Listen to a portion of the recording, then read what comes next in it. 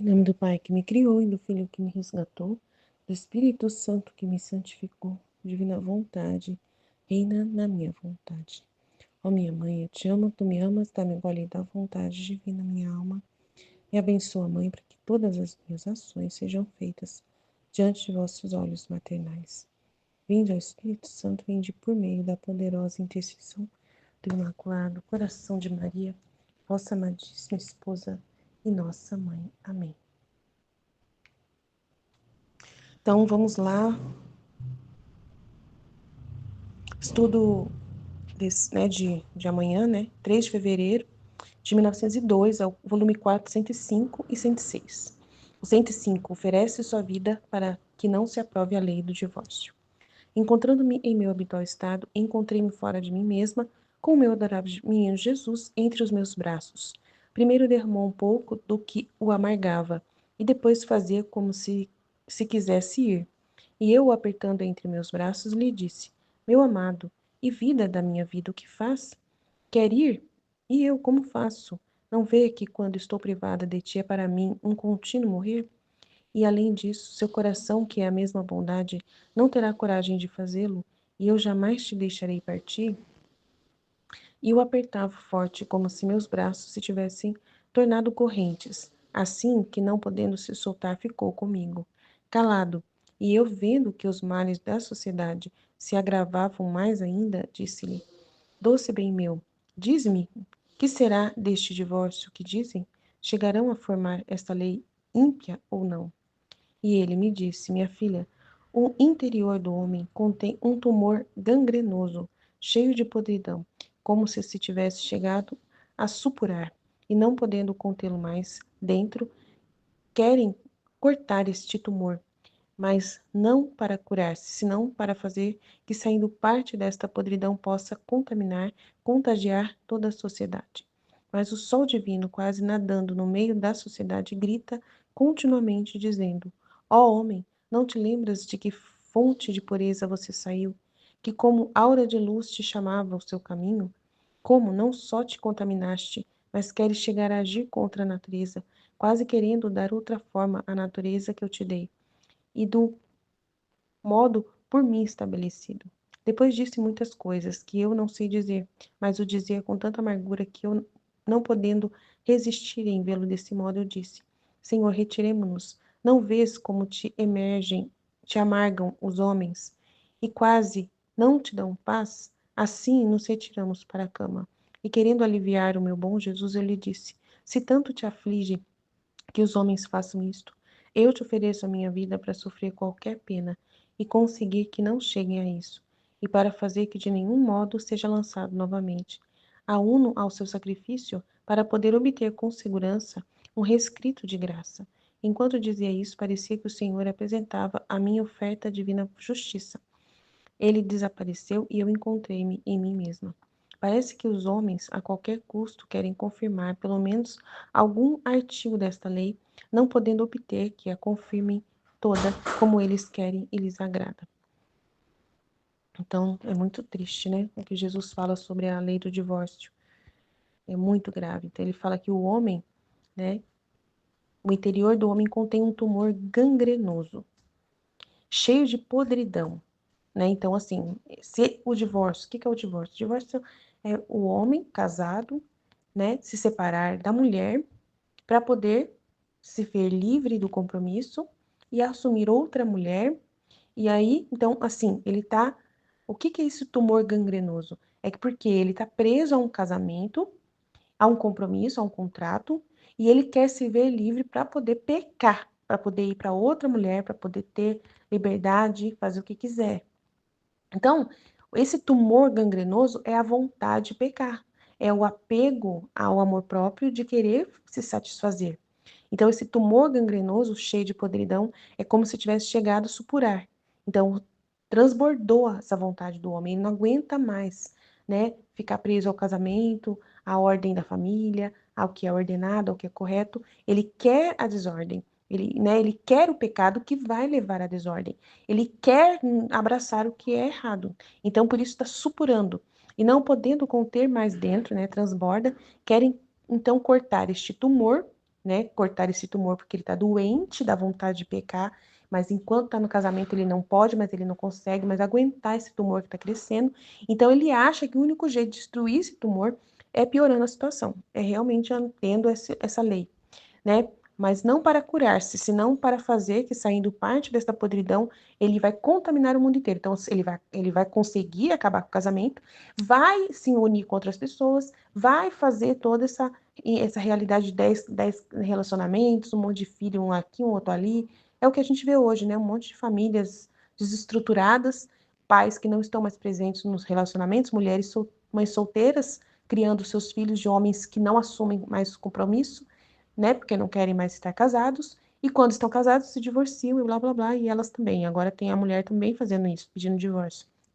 Com essa liberdade toda, né? Do feminismo e todo o modernismo que está aí. E não podendo conter mais dentro, querem cortar este tumor, mas não para curar-se, senão para fazer que, saindo parte desta podridão. Porque quando eles vão aprovar uma lei, eles pensam assim, na hora que eles vão conversar assim sobre a lei, eles falam assim, mas o que adianta a gente manter um casamento e o casamento, o homem não está feliz, a mulher não está feliz, está tendo violência dentro do casamento, a mulher nem dorme mais com o homem, então é melhor ter o divórcio. E daí cada um vai para o seu lado, cada um segue o seu caminho, entendeu? É assim que eles pensam. E isso é justamente cortar o tumor de uma forma a piorar, não para curar, para piorar. E aí a podridão sai para toda a sociedade e contagia tudo. Mas o sol divino, quase nadando no meio da sociedade, ele grita então amargado, ele fica amargado e diz: Nossa, você era tão puro, você não lembra da pureza que você era, né? De não ter esses pensamentos, de querer sair do casamento, de querer procurar outras coisas, né? Não te lembras de que fonte de pureza você saiu, que como aura de luz te chamava ao seu caminho? Como não só te contaminaste, mas queres chegar a agir contra a natureza, quase querendo dar outra forma à natureza, que eu te dei, e do nada por mim estabelecido. Depois disse muitas outras coisas que eu não sei dizer, mas o dizia com tanta amargura que eu, não podendo resistir em vê-lo desse modo, né, ele estava muito amargo, muito triste, e ela tocou muito o coração dele. Então ela falou, vamos retirar, vamos sair daqui. Assim retiraram, né, para o quarto dela, e ela querendo aliviar, né, ela disse: Se tanto te aflige que os homens façam isto, eu te ofereço a minha vida para sofrer qualquer pena e conseguir que não cheguem a isso, e para fazer que de nenhum modo seja lançado novamente, e me uno ao seu sacrifício para poder obter com segurança um rescrito de graça. Então, assim, a Divina Vontade, ela traz para a gente esse canal da gente ser para Deus, da gente só pensar na situação divina diante das coisas. Né? A gente não está pensando em nós, a gente pensa na solução de Deus. Se a gente pensa no nosso próprio interesse para que tudo fique em paz na nossa vida, mas não vê Deus como o patamar disso, da solução disso, a gente acaba não resolvendo do jeito certo as coisas. A gente acaba, sabe, ficando no meio das bombas, sem necessidade nenhuma. E aí, nesse momento, a gente se fere, a gente se machuca e a gente não é usado por Deus. A gente não se coloca à disposição de Deus.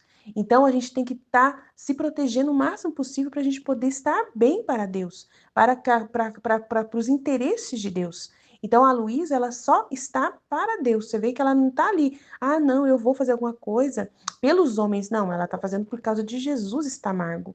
Jesus está amargo, então eu dou a minha vida para ti. E aí, muita gente vai fazer o sacrifício por Deus, né? Então, por exemplo, eu tô casada. Aí, no meu casamento, né, tá acontecendo alguma situação estressante no meu casamento. E eu preciso, à noite, estar na live. E eu, sabendo que tá uma situação estressante, e eu sabendo que tá uma confusão, eu vou para minha casa, eu vou sair desse estresse, eu vou me proteger a circunstância, sair desse estresse, estar ao lado de alguém, de pessoas que possam me ajudar a resolver isso, que possam me apoiar para poder estar com Deus em primeiro lugar, estar pronta para Ele, não ficar no meio das balas, eu tenho que resolver, porque não sei o que lá, e faltar no compromisso com a divina vontade, e faltar no compromisso. Não pode acontecer isso. Então a Luísa, ela pensa no compromisso com Deus em primeiro lugar. Deus é o primeiro, e não o ser humano, não o meu casamento, e não qualquer outra coisa no mundo é mais importante. Entendeu? Ela não tá indo lá, tem que resolver uma coisa com o padre, que o padre tá doente. Ah, Jesus, sei o que lá. Não, ela tá para Jesus. Ele fala, você tem que estar disponível para mim. Você não se envolva com os problemas do mundo. E quando ela falava, ah, mas tá fulano, não sei o que. Não tem problema, eu vou resolver. Fica aqui comigo, reza que eu vou. Então, Jesus sempre fazia isso com a Luísa e com a gente é a mesma coisa. A gente não é, nós não somos pessoas normais como as outras. A gente não tem que ficar envolvido nos problemas do mundo e deixar eles tomar conta da nossa vida e a gente ficar todo nervoso, estressado. Isso aí é dar atenção pro demônio, porque o nervosismo, o demônio, é o demônio, é a ação do demônio. Teve um cara que falou no Instagram esses dias, a menina mandou para mim, a Maria de Lourdes mandou o vídeo para mim, o cara falando que ele é um ex-bruxo e ele, né, agora ele é cristão, e ele disse que o nervosismo das pessoas é o demônio agindo nelas. Então você está deixando a tentação do inimigo ganhar força na sua vida. E você fica no meio das balas, fica ali tentando resolver com as suas próprias forças coisas. E quando é a hora de estar com Deus, eu não posso, não estou bem, não deu certo. Hoje eu estava nervosa, estressada, não deu, a minha cara estava feia para ir poder ir para a live. Eu, quantas vezes, mesmo que eu não conseguisse fugir da circunstância, eu falava com meu marido, o primeiro lugar é Deus. Se eu estiver com Deus, as coisas vão se acalmar. Eu vou me acalmar e tudo vai se acalmar e vai resolver. Amanhã a gente resolve. E aí eu ia meio estressadinha ainda, mas conversava lá, desabafava com o pessoal, falava o que tinha acontecido e depois continuava falando da divina vontade. Mas Deus era o primeiro lugar e ele via o meu sacrifício para estar com ele em primeiro lugar. E depois, quando era no dia seguinte, as coisas estavam mais calmas aqui em casa. Deus já tinha passado na frente, conversado com meu marido dentro do coração do meu marido, e aí já estava bem melhor as coisas aqui em casa. Entendeu? E as coisas se encaixavam e as coisas resolvia. Mas se eu deixo Deus de lado e vou resolver sozinho meus problemas, aí Deus vai me abandonar. Ele vai me deixar sozinha e eu vou ficar com o inimigo de Deus que vai ganhar. Ele vem diretamente e se eu dou atenção para as forças das trevas, elas vão ganhar espaço na minha alma. Então é muito importante, tá? Então a gente fica com Jesus. 407, 106, 8 de fevereiro de 1902. Significados da paixão de Jesus. Esta manhã ouvi meu adorável Jesus, participou-me parte de sua paixão. Agora, enquanto me encontrava sofrendo, o Senhor, para me aliviar, me disse: minha filha, o primeiro significado da paixão contém glória, louvor, honra, agradecimento, reparação à divindade. O segundo é a salvação das almas e todas as graças necessárias para obter esta finalidade. Então, quem participa nas penas da minha paixão, sua vida contém estes mesmos significados, não só, mas toma a mesma forma da minha humanidade. E como dita humanidade está unida com a divindade, também a alma que participa em minhas penas está em contato com a divindade e pode obter o que quer. E mais, suas penas são como chaves para abrir os tesouros divinos, isto enquanto vive aqui embaixo, e depois lá no céu também lhe está reservada uma glória distinta que lhe é dada por mim, humanidade e divindade, de modo a semelhar-se à minha mesma luz e glória. E será uma glória mais especial para toda a corte celestial, que lhe será dada por meio desta alma, pelo que eu lhe tenho comunicado. Porque por quanto mais as almas se semearam a mim nas penas, tanto mais de dentro da divindade sairá luz e glória. Toda a corte celestial participará desta glória. Seja sempre bendito o Senhor e tudo seja para a sua glória e honra. Então, a gente não dá atenção para o inimigo de Deus. A gente não dá atenção para as tentações indiretas que vêm para nós, porque sempre a gente vai ser provado para ver se a gente realmente está desapegado da terra, se a gente está desapegado dos nossos interesses, se a gente não coloca muitas paixões naquilo que a gente está fazendo. Uma coisa é fazer o que tem que fazer, e é o correto fazer, amém. Outra coisa é a gente colocar paixões naquilo que a gente está fazendo. Aí a gente acaba, né, contaminando aquilo, o ato que a gente está fazendo por causa de Deus, contaminando com interesses próprios também. Quando Deus está do nosso lado, nos ajudando naquilo, ai que bom, é a divina vontade, amém. Porém, eu tenho uma paixão tão boa, estou tão feliz porque Deus me ajudou, é um interesse tão importante, Ele me ajudou tanto, aí a gente coloca a paixão. E aí o inimigo de Deus, sabendo que a gente tem aquela, né, ele vai querer entrar nessa conversa e é nessa hora que a gente pode perder, né, o caminho que a gente estava certinho, né? A gente tá, é assim, a gente está ali fazendo o ato, mas não está desapegado de uma certa forma. A gente está preso ali e, sabe, um amor muito grande, uma paixão. Não sei se vocês entendem. Eu faço questão que tem que ser desse jeito, tem que ser dessa forma, tem que ser assim, e tem que ser o que lá, e fica querendo conversar, e querendo resolver, e querendo bater boca, e querendo. Não tem que bater boca, entendeu? Se as coisas já é o que é, tá combinado, tá combinado. Não tem que bater boca, entendeu? Não tem que ficar reconversando novamente. Se já foi conversado e alguém arrumou confusão, é o inimigo de Deus. Então, você sai daquele campo, não dá atenção para isso, só fala, eu já tinha combinado, então depois a gente conversa.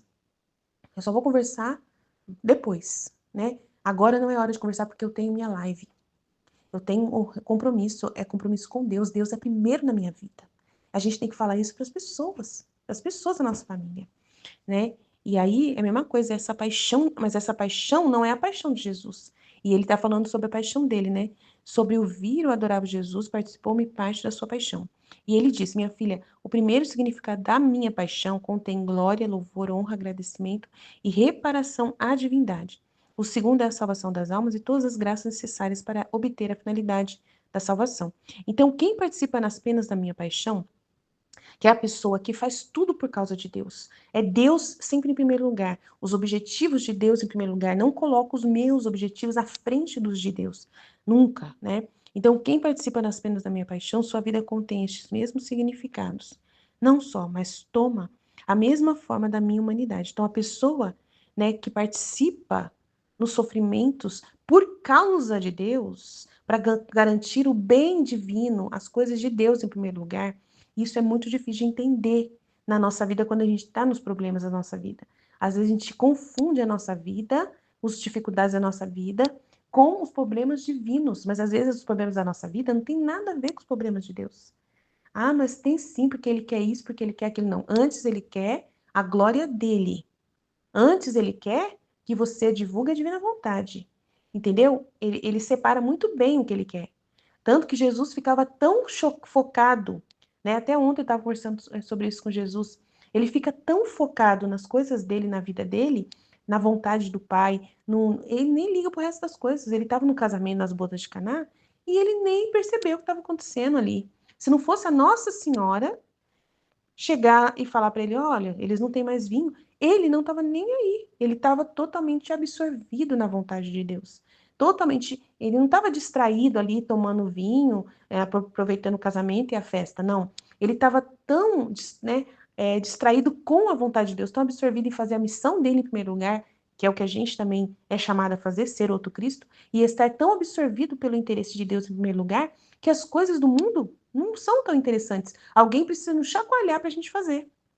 Então não é, então é difícil de entender o nosso papel de almas que vivem na divina vontade, do quanto nós somos para Deus. A gente não entende isso. Às vezes a gente quer trazer Deus para a nossa vida. Não, é nós que temos que sair da nossa vida e ir para Deus. E deixar Ele resolver, né, as coisas para nós. Né? A gente não ficar muito gastando saliva com isso. Não, sabe, a gente resolver rápido. Aqui em casa, se eu falo com meu marido, olha, é assim, assim, assado que a gente combinou. Tem que ser, ele vai ter que cumprir. Se depois ele vir discutir comigo, então é o seguinte, já que não é, então, sabe? Eu não falo mais disso. Enquanto você não voltar atrás na conversa que a gente teve, não adianta você trazer, é porque meu pai, é porque minha mãe, é mas porque, fulano falou. Fulano não tem nada a ver com a nossa vida. Fulano não tem nada a ver com os nossos problemas. Por que você está trazendo fulano para os nossos problemas? Então eu vou para minha casa, lá para casa da minha mãe, e aí depois que você resolver os problemas com a sua família, eu volto para nossa casa. Então, é tipo assim, mas é complicado porque eu tenho uma rotina, eu tenho que ir tal, eu tenho que estar em tal lugar. Bem, a gente conversa com as pessoas da rede de apoio, a gente tem que ter uma rede de apoio, né? Eu tinha minha mãe, a minha mãe como rede de apoio naquele momento, a minha irmã, né? Meus irmãos, naquilo que precisasse. Aí, né? Fazer o quê? Mas eu sei que é complicado, é difícil de entender o nosso papel com a divina vontade e como ela acaba assumindo a nossa vida depois. Ela não nos deixa passar dificuldades, ela não deixa ficar confusa a nossa vida, ela clareia tudo. Mas a gente tem que ter uma postura clara, firme e sem estresse. Não precisa nem estressar, perda de tempo ficar se estressando. A pessoa que fica estressada é porque está controlando com as próprias forças, está usando as próprias forças, e não as forças de Deus. Então é muito importante. Então, as penas da paixão de Jesus é as penas que a gente sofre por causa dele. E não aquelas que estão na nossa vida, entendeu? Os problemas da nossa vida. Eu tô com um problema lá no meu serviço, tá difícil. Então, Jesus, ele tá lá no meu serviço e eu tô sofrendo no meu serviço, e essa é a vontade de Deus. Nada a ver. Eu já falei muitas vezes que uma coisa é a cruz da terra, outra coisa é a cruz divina. Tem que saber discernir qual é realmente a cruz que Jesus está trazendo para você. Que a cruz que Jesus está trazendo para você, em que grau é humana em direção ao sobrenatural, ou é totalmente terrena em base de um problema que você está tendo com alguém, né? Muitas pessoas chegavam em mim, eu tô com problema no meu serviço. Então larga o serviço, sai desse serviço, abandona isso, fica boa, plena para Jesus. Ah, mas ué, tem que se arrumar outro serviço. Vai procurar, né? Muitas vezes eu tive que falar isso para algumas pessoas, porque elas achavam que Deus tinha que ir lá na divina vontade, primeiro resolver os probleminha delas, para depois elas ir lá para Jesus. Não é assim.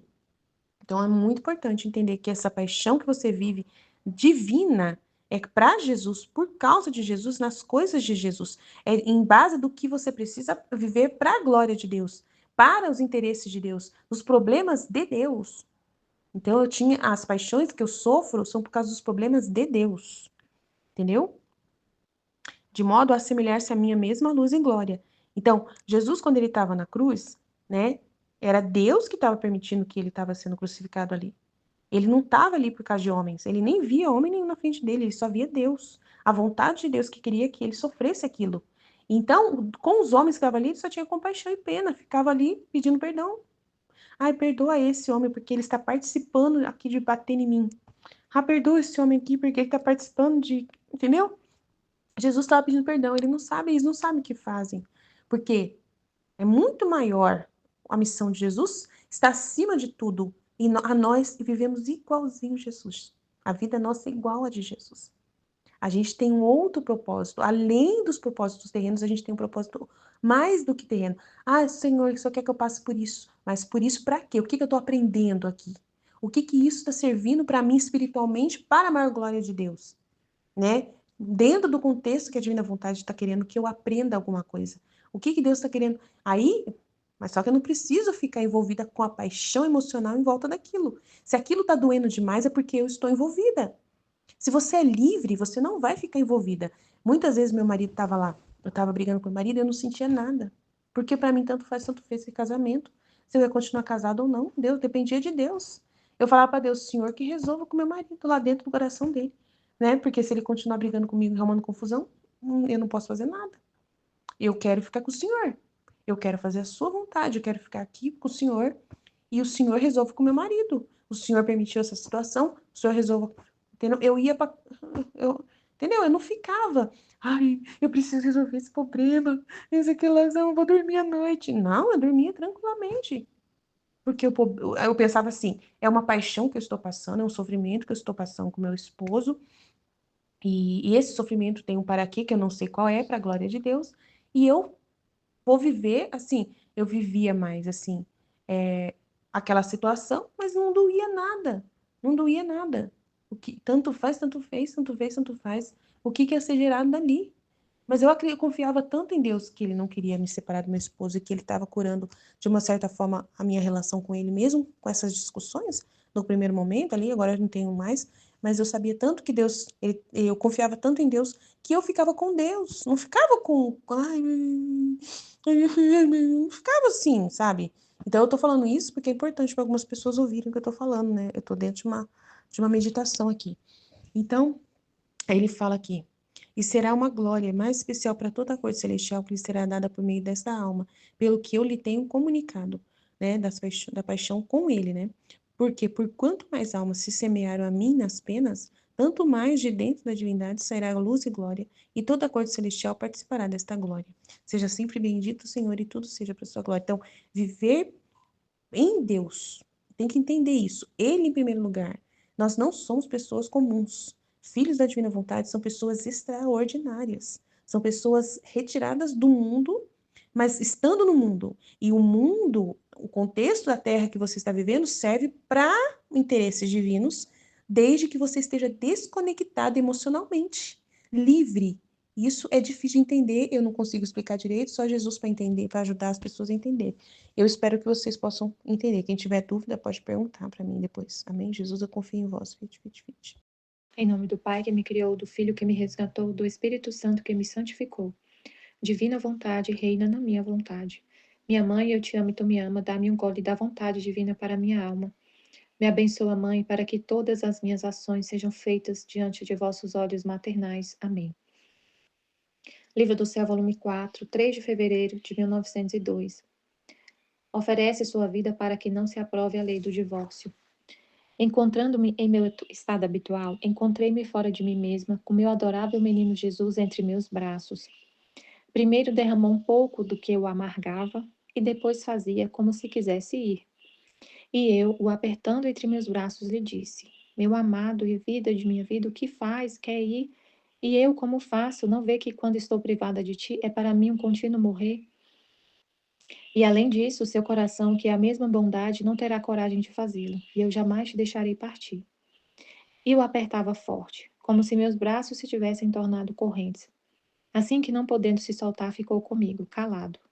E eu, vendo que os males da sociedade se agravavam mais ainda, disse-lhe: Doce bem meu, diz-me que será deste divórcio que dizem: chegarão a formar esta lei ímpia ou não? E ele me disse: Minha filha, o interior do homem contém um tumor gangrenoso, cheio de podridão, como se tivesse chegado a supurar. E não podendo contê-lo mais dentro, querem cortar este tumor.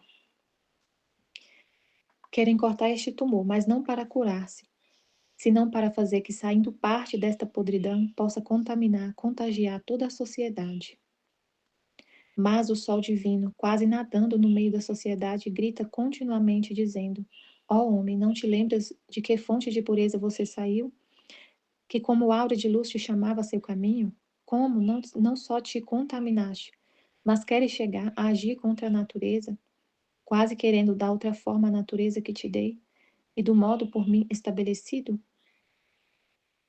Depois disse muitas outras coisas que eu não sei dizer. Mas o dizia com tanta amargura que eu, não podendo resistir em vê-lo desse modo, disse: Senhor, retiremo-nos. Não vês como te amargam os homens e quase não te dão paz? Assim nos retiramos para a cama, e querendo aliviar a meu bom Jesus, lhe disse: Se tanto te afliges que os homens façam isto, eu te ofereço minha vida para sofrer qualquer pena e conseguir que não cheguem a isso, e para fazer que de nenhum modo seja lançada novamente a um nasceu sacrifício para poder obter com segurança um rescrito de graça. Enquanto dizia isso, parecia que o Senhor apresentava minha oferta à divina justiça. Ele desapareceu, e eu encontrei-me em mim mesma. Parece que os homens a qualquer custo querem confirmar pelo menos algum artigo desta lei, não podendo obter que a confirmem toda como eles querem e lhes agrada. Toda vez que fala desses trechos da lei do divórcio, eu fico um pouco confusa, assim, sem entender o que é direito, né? Mas, assim, eu pesquisei aqui rapidamente sobre isso, aí eu pesquisei, assim, como que era na Itália, né, a questão do divórcio. Aí, como que era? Antes de... Na época que a Luísa estava escrevendo esse trecho, como que era para dissolver um casamento, para, né, para ter o divórcio? Não tinha, na verdade. Se a pessoa quisesse se separar, tinha que ir para um tribunal romano, chamava Tribunal Romano. E esse tribunal romano foi estabelecido por uma bula papal, então um papa que estabeleceu a regra. E aí seguia o que a gente conhece hoje da nulidade matrimonial, então tinha que seguir os preceitos que o papa colocou. Então a pessoa tinha que ir para esse tribunal, demorava muito, custava muito nessa época. Só que e aí se quisesse, não, só tinha casos assim, se o casamento, igual é hoje, da nulidade na igreja, só, só se reconhecesse que o casamento não aconteceu. Ou se algum dos cônjuges não cumpriu uma obrigação matrimonial, por exemplo, não quis ter filho, essas coisas. Era assim. Mas aí eles ficavam brigando, muitas pessoas ficavam lutando para aprovar a lei do divórcio, que é o que a Luísa fala, que eles queriam que não tivesse essa regra de ter que ir para o tribunal romano de acordo com as regras da igreja. Aí ficava esse embate da igreja com a sociedade, e a sociedade queria aprovar a lei do divórcio de todo jeito. As mulheres ficavam pedindo. Aí por isso que ela fala que tinha esses partidos, tinha um partido que queria, outro não queria. E aí que tinha o partido tinha a igreja e o partido dos católicos, tipo assim, que iam contra, e os outros partidos queriam aprovar no âmbito civil a lei, que na Itália não tinha lei de divórcio, não tinha. E aí só que aí essa lei foi aprovada, realmente foi aprovada em 1970, a lei do divórcio na Itália. Até 1970, e aqui é 1902. Então ficou esse embate, essa luta, porque é a pessoa que eles queriam aprovar, só que só aprovou em 1970. E a partir de 1970, vai para um tribunal comum e aí acontece o divórcio. Por isso que Jesus falou, né, que aí as pessoas falam, nossa, foi uma conquista da Itália, uma conquista social e não sei o quê. E aí Jesus até falou nesses trechos. O que eles chamam de conquista social, de bem, é o próprio mal deles e tudo. Então é nesse contexto, né, que ela fala da lei do divórcio. E realmente ficou muito tempo. Demorou 68 anos desde essa época aqui para poder ser aprovado, mas foi aprovado. Então é muito interessante a gente ver esse trecho e ver como ela está preocupada com os interesses de Jesus, né? Jesus está amargurado, muito amargurado. E ele chega e derrama as amarguras dele nela, e aí ela oferece a vida. Ele está amargurado, sofrendo por causa disso, e ela oferece a vida dela para que essa lei não seja aprovada, mas não pensando nos homens, pensando em Jesus, pensando nos interesses dele, pensando em contentar ele, né? Pensando por amor a ele, não pensando nos homens.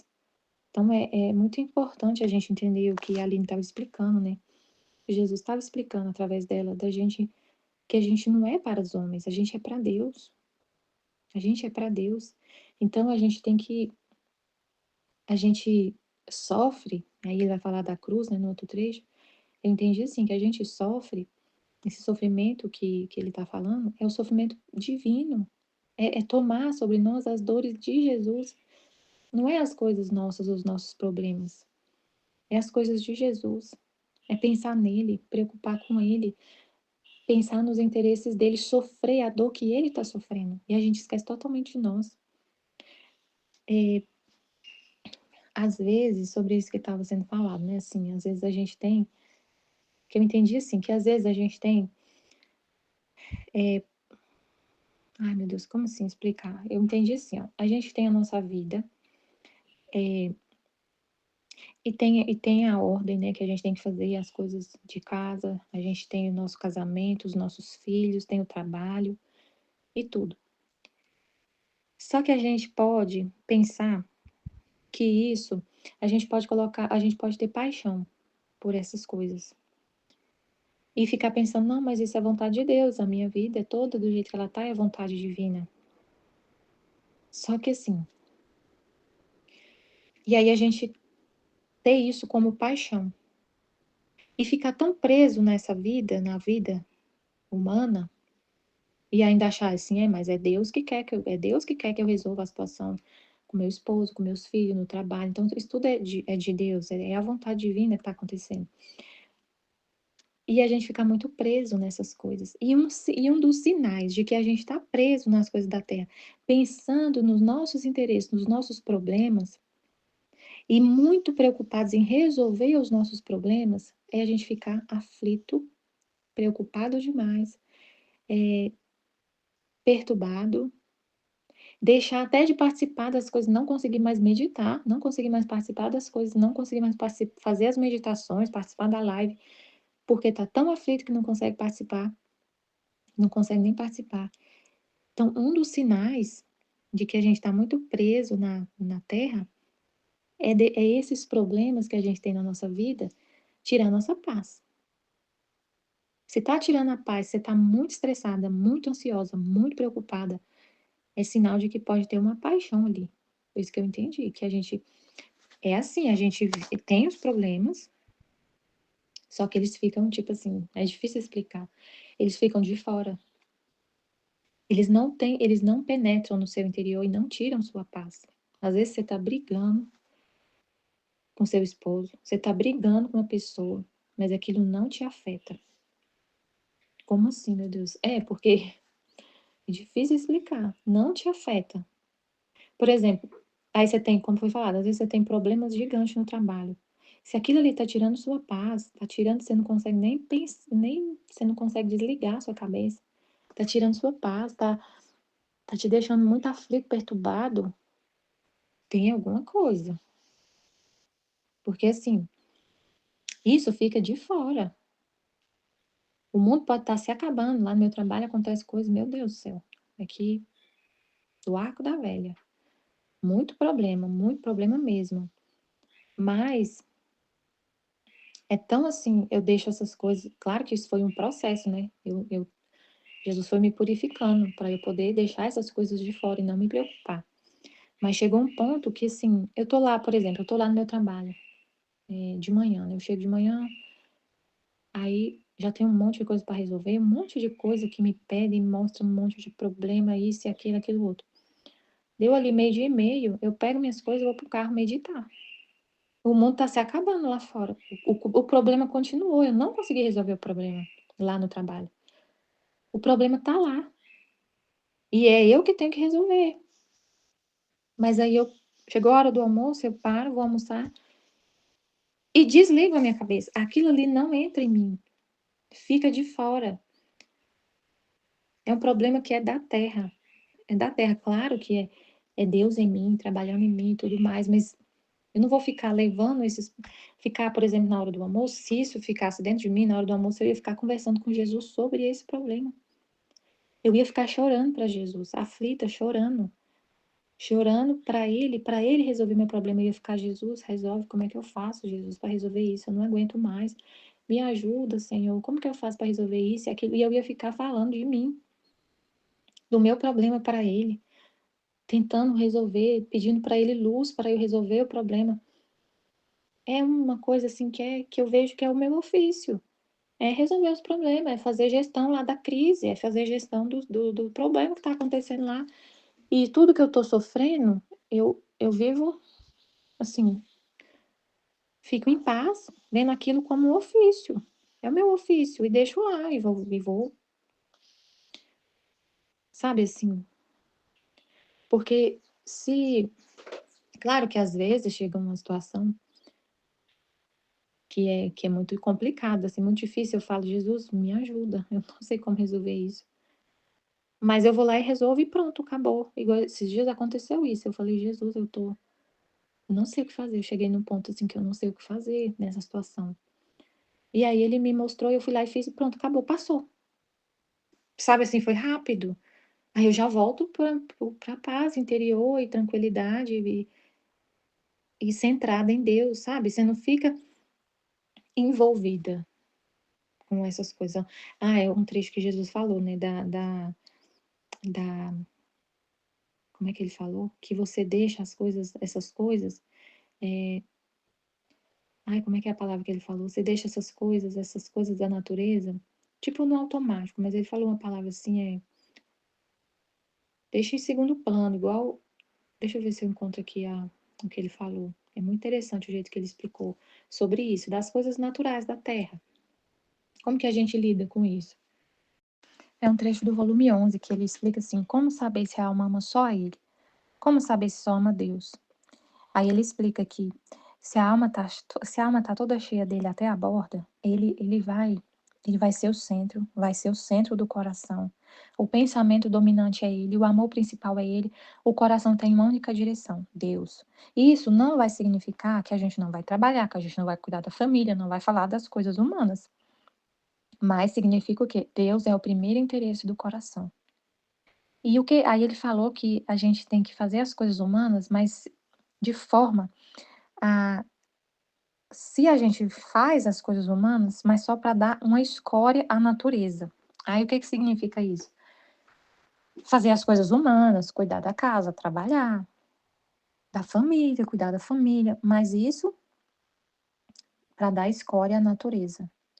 Aí ele falou: um pensamento, uma palavra, um ato para uma coisa necessária da vida natural, isso não é outra coisa que dá a escória à natureza. Isso que ele falou não significa que a gente vai desprezar a vida humana e vai só estudar o livro do céu, por exemplo. Não. A gente não vai desprezar a vida humana, mas a gente vai dar ao corpo, ao humano, apenas o necessário. Não vai colocar as coisas naturais como centro, as coisas da nossa vida como centro. Não vai investir nelas o nosso coração.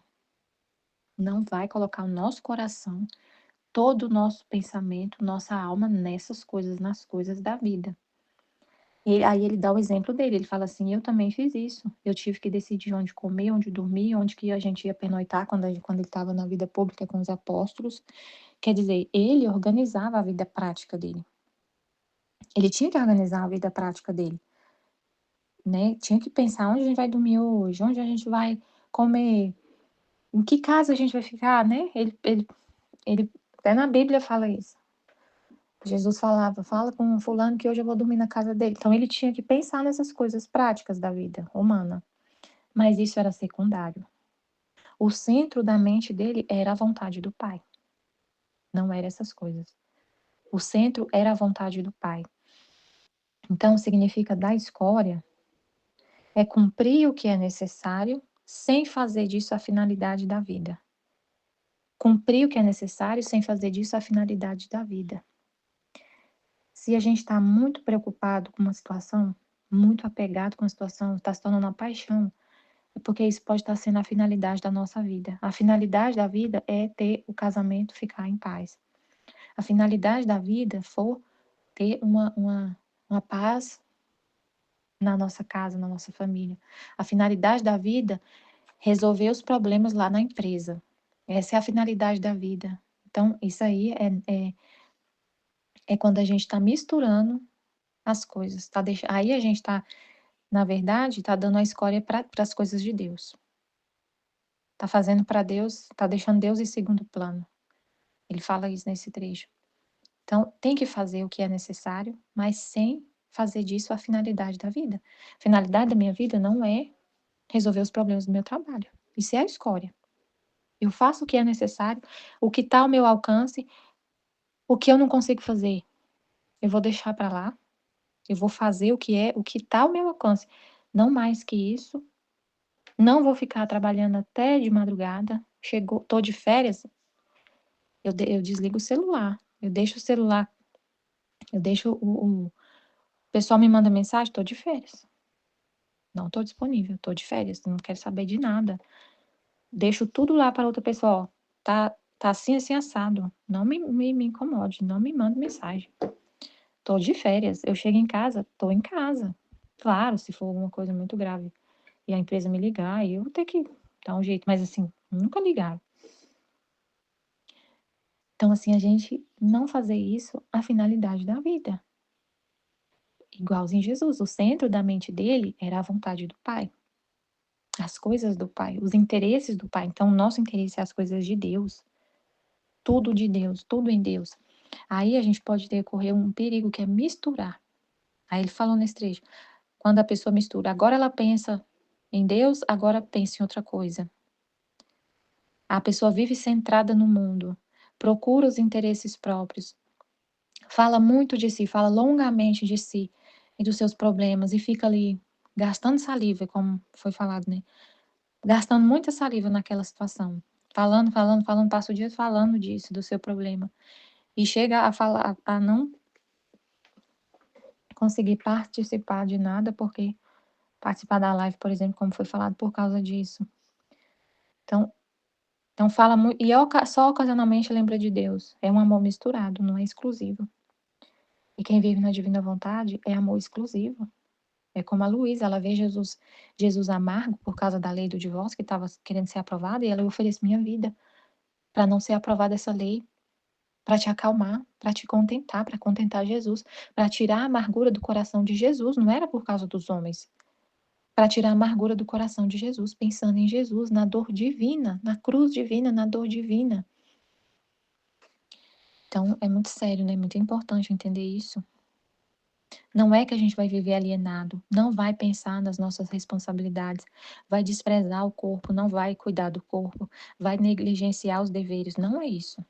A gente não vai negligenciar nossos deveres, não vai desprezar o nosso corpo, não vai não pensar nas nossas responsabilidades. Não, não é isso que ele está falando.